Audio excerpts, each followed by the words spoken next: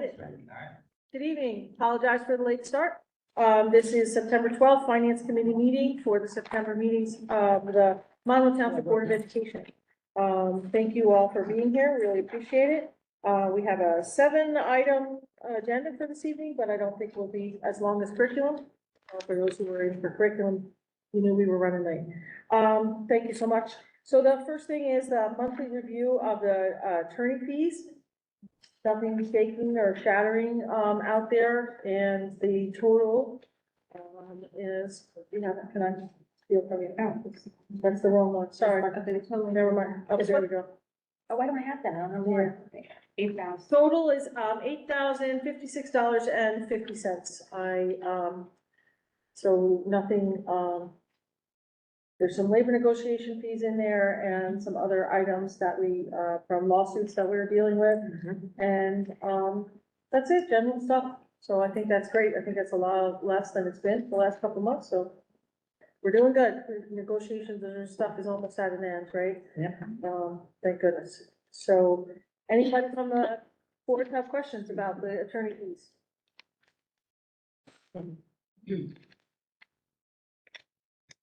No, we're good? Okay, the next thing up was the bill list. I did a cursory review of anything over 15,000, and nothing seems to strike out. Everything is really teacher salaries and things. No, nothing that needed any explanations. So the bill list will be signed as appropriate. Anybody have any questions over the bill list? Nope. Okay, there we go, 2 items off. So the next item is actually going to require a couple of conversations. It's about the state aid. And we do have the $1 million. Correct. Yes, so we have $1 million for the Applegarth Elementary School infrastructure improvements. So that will be, we will be receiving that any day now. And then somebody will have to spend it this year or encumber it this year. And we'll, and then we have the, we talked, the ROD grants. Yeah. So if you'd like to speak about those. Yeah, so we did receive notification on, I think it was maybe last Friday, that the ROD grant was approved. So the total project amount that we had put in for was $10,125,170. And that consisted of the Applegarth roof for $3,511,500. And the Applegarth HVAC system for $6,613,670. So that is the total cost. The state would give us 40%, which is $4,050,068. That leaves us with the balance of $6,075,102. So we will. I think this would be discussed in the BG committee meeting, but we did get. So yeah, so the BG&T committee meeting is tomorrow. Yep. So they'll be discussing some of that, and then there is discussion on the table for Friday. There's a meeting scheduled with the township we presented them with our plans, right? The Wants, needs, must haves. Wants, needs, must haves. Thank you very much.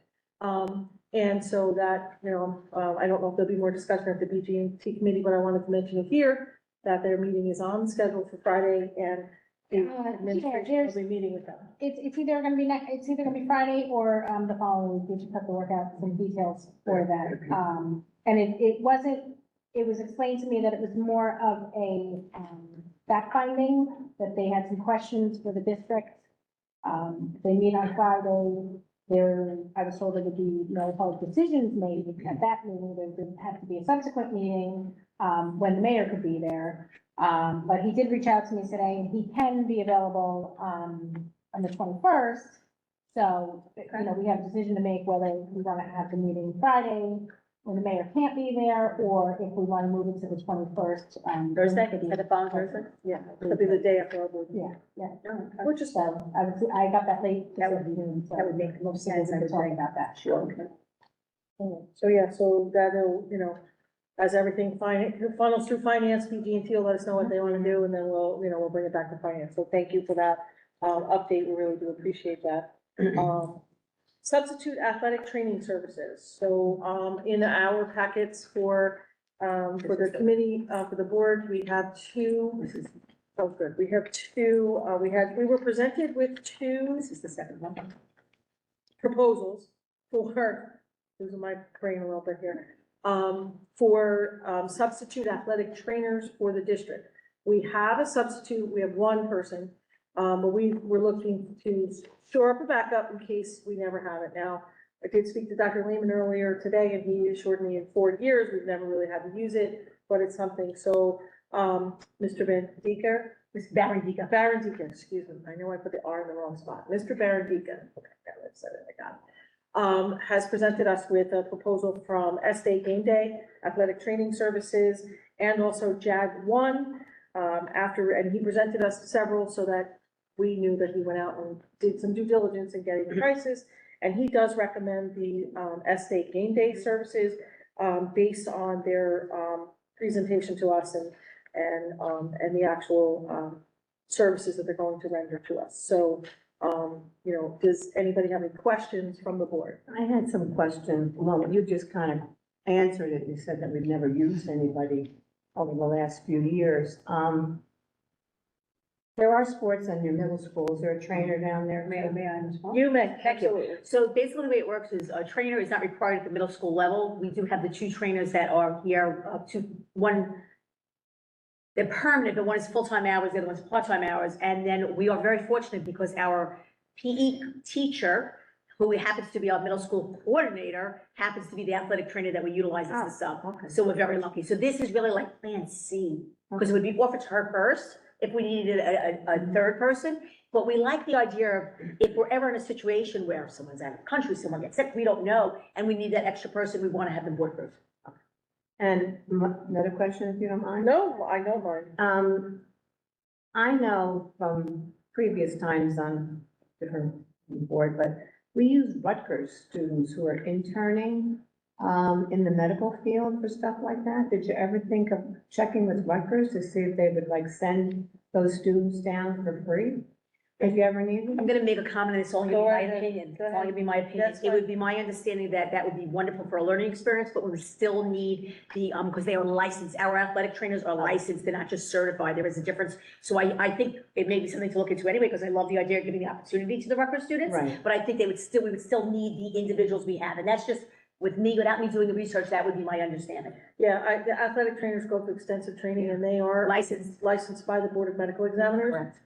For their skill and their thing is medical students, honestly, being in the medical profession right now, medical students are up to their eyeballs in all kinds of other things that I don't know if they would wanna. But could you I get a think it's student a- that's gonna be an athletic But I trainer? think it's I don't- NJSIA, and correct me if I'm wrong, Dr. Lehman, I think it's a requirement that we have to have a licensed trainer At all times. for a game to take place, because I believe that we didn't have one last year, and we we didn't have a contract, and we had We just an had someone issue. come. We had somebody come that was not board approved, but I We're believe trying to that, get ahead of I that. believe we have to have a licensed trainer at the games, and I think it's the home field that has to provide it. It's the responsibility of the home team to provide that support. Yes.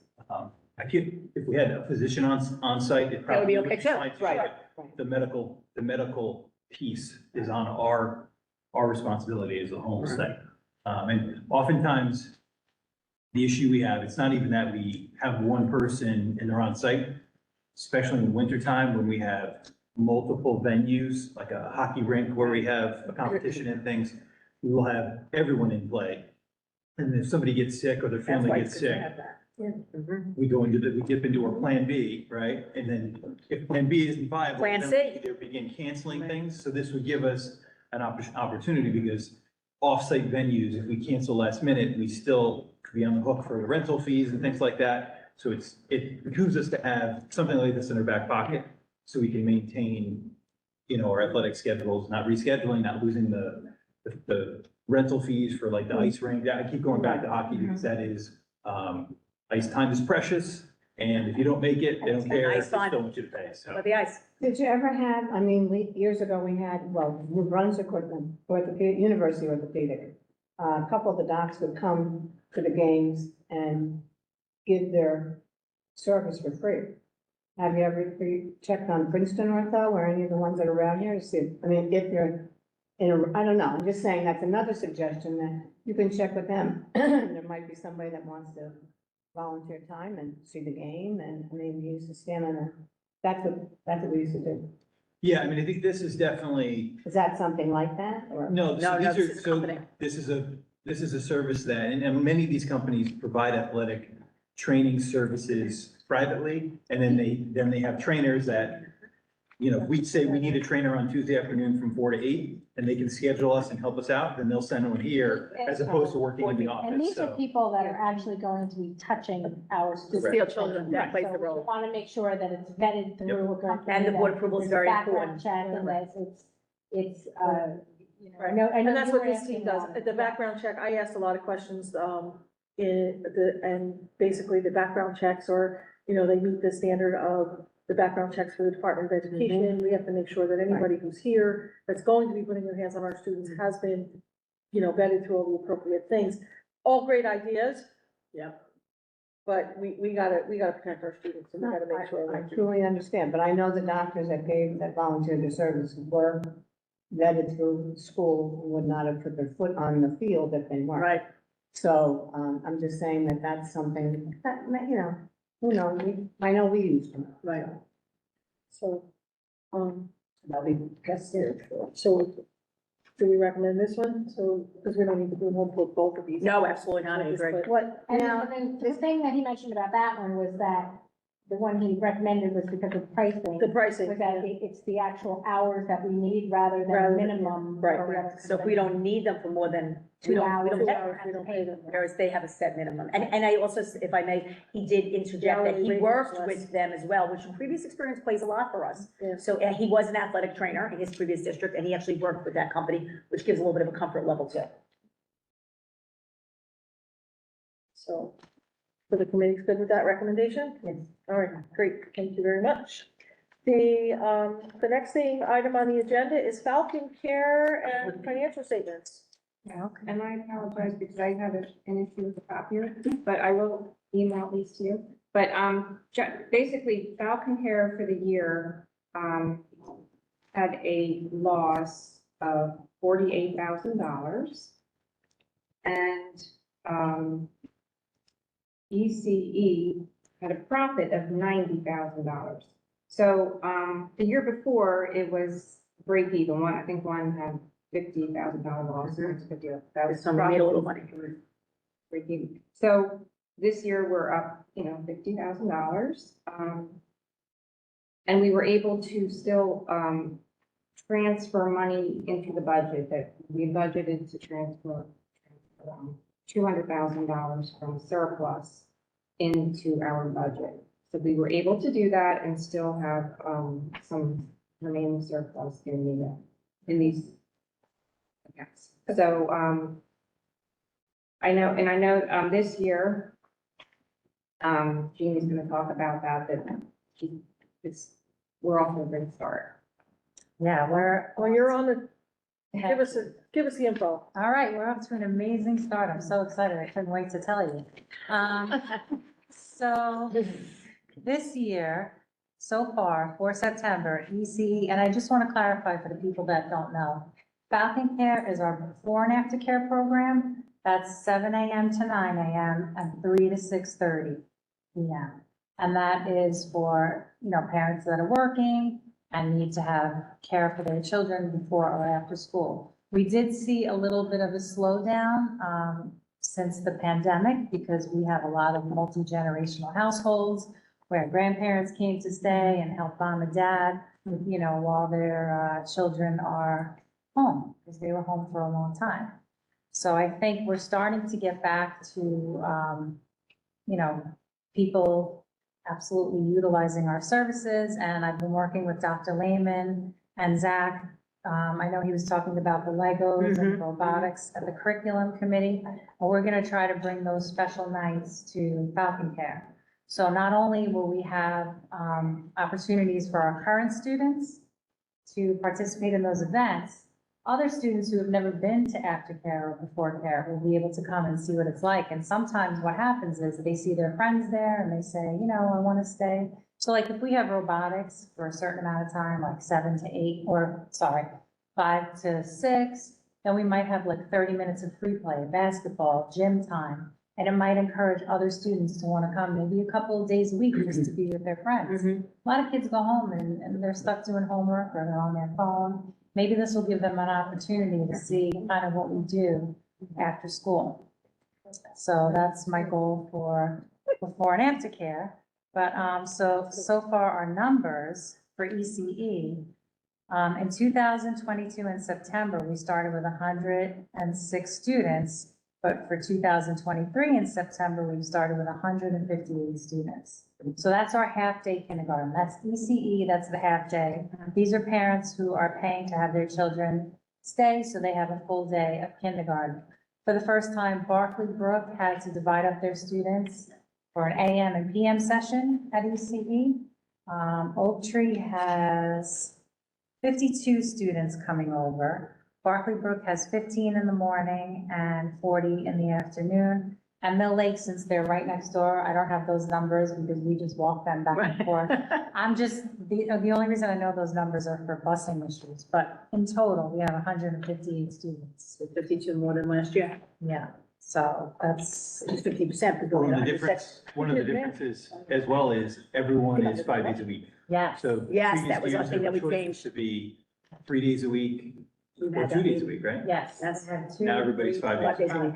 And it's safer. So now it's 5 days a week and we're already 15. Yes. Yes, Wow. we were very excited. We sat down and had a meeting. We talked about how comfortable we felt, and we really want to make it that it truly is a, if I could use the term, a wraparound K. It It is, truly is. So by making it 5 days, the educational factor, not just the social emotional, right, is raised to a higher level because you have the same consistent children every day. You yes. can't do that when you don't have consistency. So that's why we went with the 5 days when we had the meeting and it's Yeah. Getting a successful. meaningful play in. Meaning, absolutely. Yes. And then Is it's gonna there connect to that. any, and I know for the answer, probably no, is there any possibility of having the ECE at Oak Tree or that side of town? I know so this Friday we have a half day. Mm-hmm. And now I'm gonna have to find a spot in the school for these 52 kids because all the classrooms are taken. So we're gonna be in a lunchroom and we're gonna have to add, we have 2 certified teachers that are going and 2 teachers aides, and they're gonna have to spread out and teach in the lunchroom because there really is no space. And then if we have a PTA event and we get kicked out of like the lunchroom or the gym, sometimes there are jams in a library. I'm not too familiar with the classrooms, but I can't imagine where they would put all these children if we did it that way. It's something we could look at, but when we're there, there's no place. We have to use the cafeteria or the gym. And that's ECE? Yes, Mhm. yes, because for the half day, it doesn't make sense to bus them all the way over to us by Because it's Mill not Lake. enough hours. Right, Makes sense. So we have- You're absolutely right. so we have to stay there. Same thing with Barclay Brook. We're either in the cafeteria or the gym on the half day. So we have to monitor enrollment. Mhm. So if we see it, you know how we get a bubble of a large group of students going through? Sometimes we get the reverse bubble or whatever we want to call it. So if we contract, Flattening. yeah, well, if we contract, right? And we have a couple of years where we maybe have some lower enrollment and there are free classrooms, we have talked about there aren't enough free classrooms to get us to the step where it's full day K across the board. Right. But maybe an interim step at some point along the way is distributing this program to each school, right? So if we need 6 classrooms or 4 classrooms for full day K, but we got 1 or 2, can we make this EC wraparound on site until the space can? Until the bubble So comes so back. it's, we've been having that conversation. There are some logistics about lunches and transitions and all that kind of stuff that would 100% have to be worked out. And is it something that's gonna happen next year? We have no projections for that to happen next year necessarily. But we want to be prepared for taking that step before we get to the penultimate step down the road with construction projects of full day K and stuff like that. So that's a great question. It's 100% on our radar Mhm. because, there is lost time on a bus back and forth, no matter where you're going. And it's also an unstructured time. Mhm. So you have a lot of students that haven't historically been on a bus a lot. And we just want to, make sure we can support them as best possible. So Absolutely. It's on our radar. Yep. But it's not something I see happening next year necessarily, but we watch for those ebb and flow of, Increase enrollment and decrease. numbers. Yep, just to see if there's a period of time where we know there's gonna be a few classrooms, then maybe we can take that step and bring them home. It's similar when we talk about homeschool stuff. That room in Barclay, if you're utilizing Barclay Brookhouse, because they're at Barclay or they go? They're at Oh, they- They're at they- Mill Lake. Oh, okay. So, Everybody goes. right, so when we examine, and this goes right back to even, this is my passion for bringing back, when you use the word homeschool, I love it. Homeschools also for our special education population. We were very proud we were able to do that this year. So we took one whole class that would have been in Mill Lake and brought it back to Oak Tree where it belongs, because it's their homeschool, brothers, sisters, cousins, friends, neighborhoods. So it's the same concept. We're looking to see when we have the opportunity, because it's exciting, because that's what we want them in their homeschool. So we recently did that, and, that's what we need. So we need to do the same concept. And Jeannie's always coming up with ideas. She's always calling and sending emails. She's, I'm sorry. no, don't be sorry. We I'm want so the creativity. excited. Oh, no, we want it. We want it. It's great. And she's so There excited. would be more that would sign up from Oak Tree. That's Yeah. one of the complaints, is they don't want to put their. Yeah, child on a sure. bus. But I have 15 on the waiting list, so there's still more Oak Tree that want to come. Oh, okay. They're from Oak Tree? Room. We have some from Oak Tree, we have 4 from Oak Tree. That's fantastic. Yeah, so there's. Oh, so people. we're at capacity. We're at Oh, yeah. Oh, capacity. yeah. I cannot take We have a another spot. Our life in Monroe is all about space. So we opened a new section this year, which is another Yes. reason Yes. the numbers are up. Because Yes. we were right on the edge of capacity last year, but again, it was difficult because you have 2 and 3 day a week students, so some days you have less, some days you have more. But going Now, five, it's a straight 5 across best the thing we could have board, done. Yes. and in a full new section, that's where we're Oh, at. that class. And the academics is in that's excellent. Like, So how does this look financially? I bet you guys want to know. So Of course, far, this is the finance committee. We want to know. so far, ECE has brought in 82,922 for the month of September. oh, So we're looking at maybe 82,000 or more per month. that's very exciting. Wow. And then Falcon Care brought in 49,000. Now, one of the reasons I just want to explain to everyone about Falcon Care, we always have to have 2 staff on site. So even if we condensed into another school, we would probably need, a 3rd or a 4th person, because you can't have 1 person on site, even if you have 3 children. If that person has to go to the bathroom, if that person falls, Absolutely. you constantly have to have 2 people. Yes, I'm on call, but I live in East Brunswick, and, it takes me sometimes 20 minutes to get here.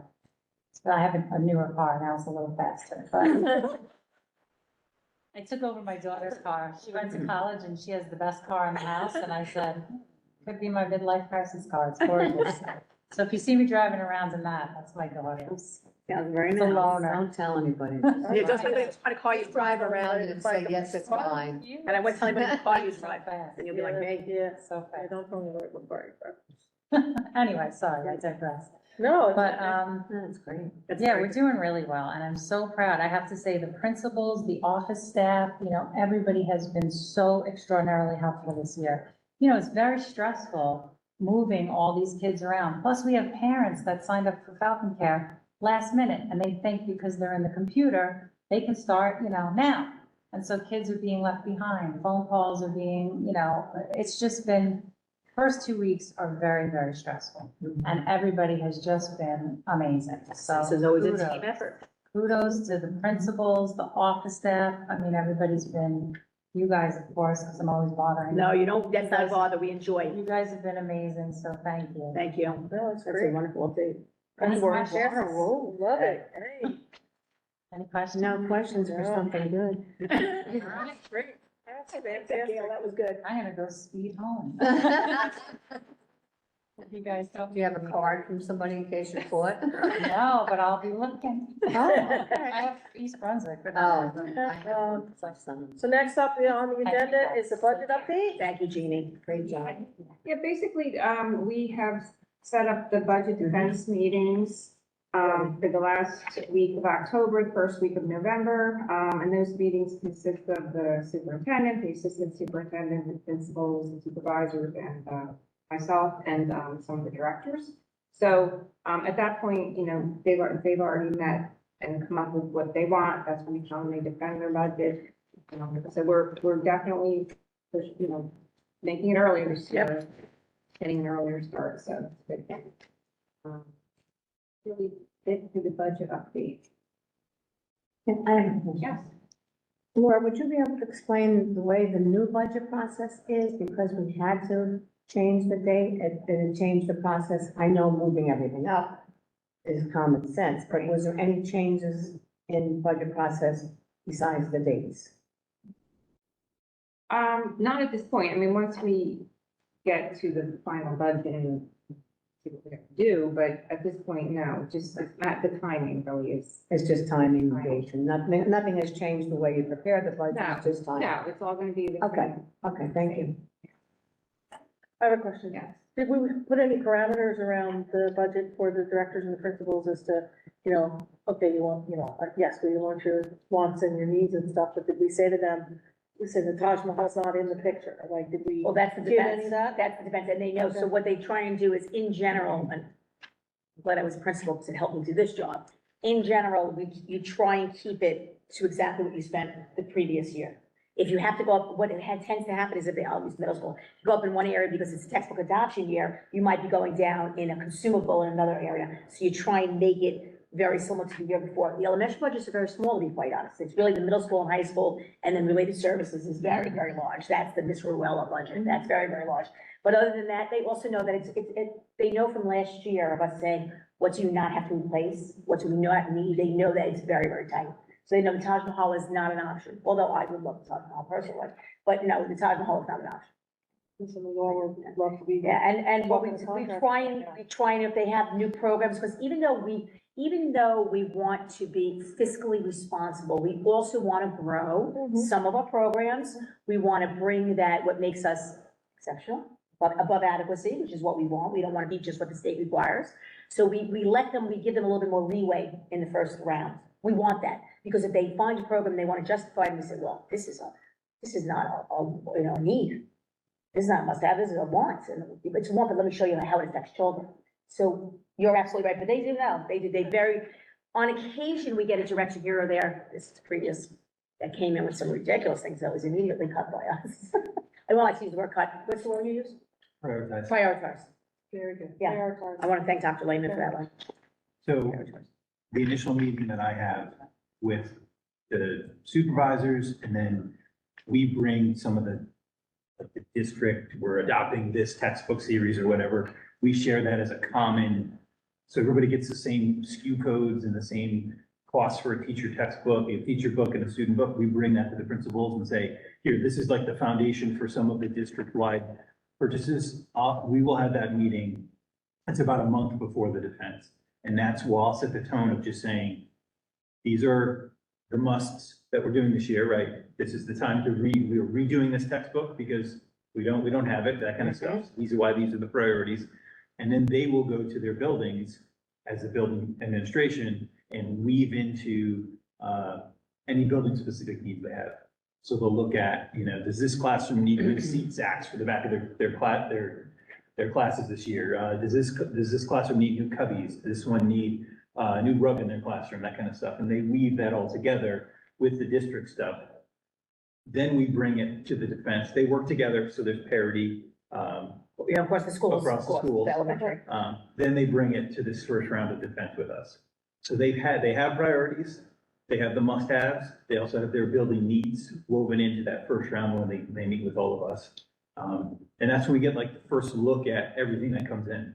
And then, because they're working independent, right? They're not seeing what the PPS budget is. They're not seeing what Mr. Take's budget is. So that's why we do it early enough that the business office can then pull this together and we can see where we stand. And then we have to go back and reprioritize. Because everything that comes through and we get through that first round, it's justified, it's reasonable, but then we just have to look at the big picture and say, is it reasonable based on our financials coming in or not? Or do we need to go back? and It's a great Is that a good summary of kind of like, Yeah, no, that's That's why excellent. we're starting it early this I understand, So- We're about a month to 6 weeks earlier than normal, right? About a month, 4 weeks? yeah, we've fluctuated years to years. There's years when we were early in our principal careers where we were probably this timeline. And then sometime we went all the way to December. And then the past, maybe, probably 5 years, maybe even around the COVID timeline, it was a little later because of everything being delayed with information that we get from the state and things like that, so. Now we're back to moving on to early, which I think yeah, is well, good. Doesn't hurt to get rolling early. Okay, thank you. So the next item on the, any questions from the committee? I'm sorry. And audit update. Yes, the audit is progressing. They intend to meet the deadline, the December 5th deadline, unless it gets delayed, which it very well may. They will be here on site at the end of October, but they're working off site now. And as we supply. Does anybody have any questions about the audit update?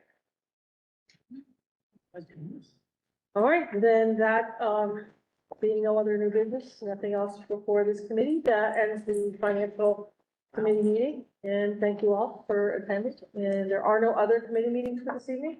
The rest of the committee meetings are tomorrow evening here at the high school. Same time, same Falcon channel. Same Falcon channel, same Falcon I channel. like that, I used to say it in middle school. Have a great evening. Running through the bathroom.